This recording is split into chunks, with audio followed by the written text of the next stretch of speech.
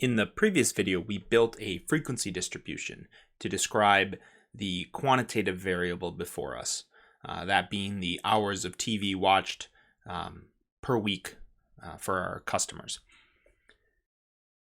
Next, we're going to talk about displaying that information visually.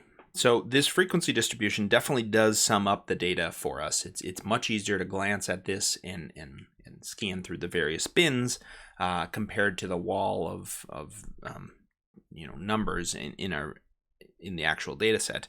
But we might want to take it one step further and put this in a picture. Okay, and so to do that, just like we did with our qualitative variables, we built a bar chart. Here we're going to build a histogram, which in many senses is almost identical to a bar chart. In this case, what happens, or what we do, is we put we're going to put the bins along the x-axis.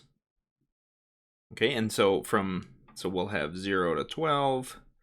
And in fact, what we'd probably, well, there's a number of different ways to indicate this, and we can talk more about that on Excel, but we'd probably just put a line there at 12, at 24, 36, 48, and 60.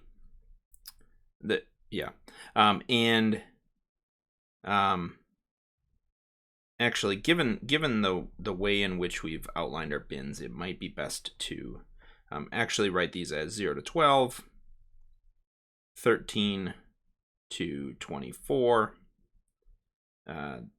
25 to 36, 37 to 48, and 49 to 60. And so within those, we would then, just like we did with the bar chart, the height of these is going to indicate the number that have shown, or that fall into that bin.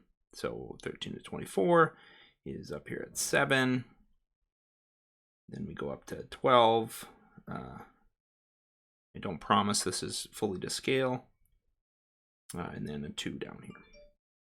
Okay, and so there we now have the histogram before us. And again, the whole point of this is that we can quickly glance at it, get a feel for the data or what's contained in that variable. A lot of times this is shaded in. And we'll talk about some more visualization or design tactics once we are able to kind of play around with it in Excel. But this is the basic build of a histogram.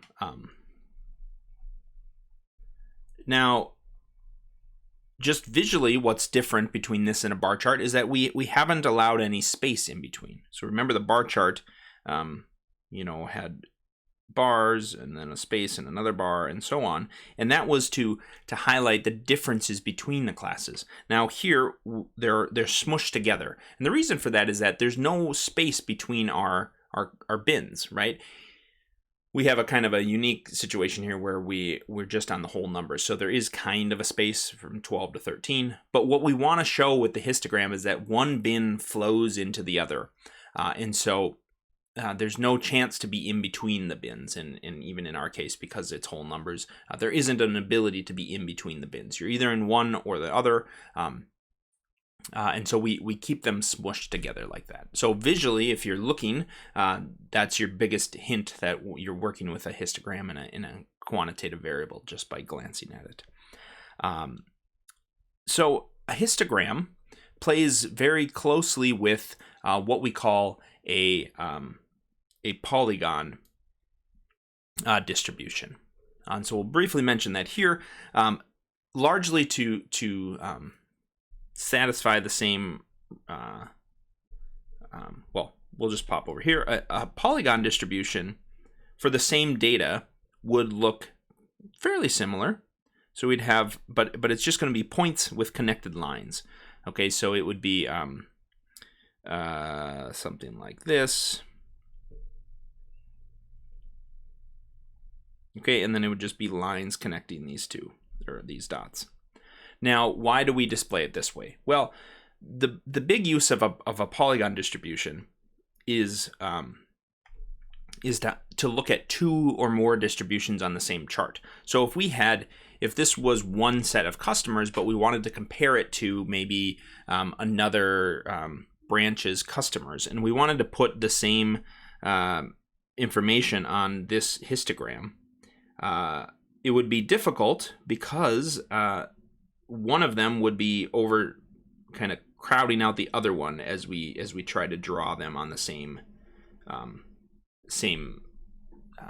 graph here. Okay, so it would be hard to pick up on that.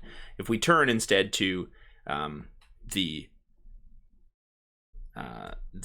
polygon distribution, we can more easily fit two or more on the same graph and be able to distinguish between the two, right? And so this doesn't just stop at two, we can add in more of them. And so that's more commonly, that's where polygon distributions are used.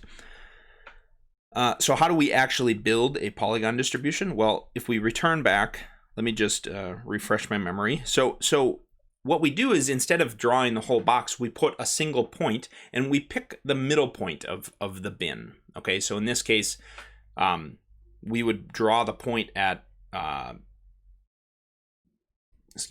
we would draw the point at 6 or 6.5, 6, I guess.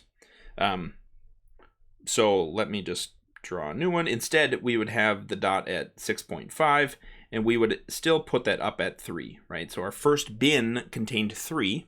Our second bin, let me flip back here. Our second bin contained 7. I didn't draw that in there. So it's up at 12.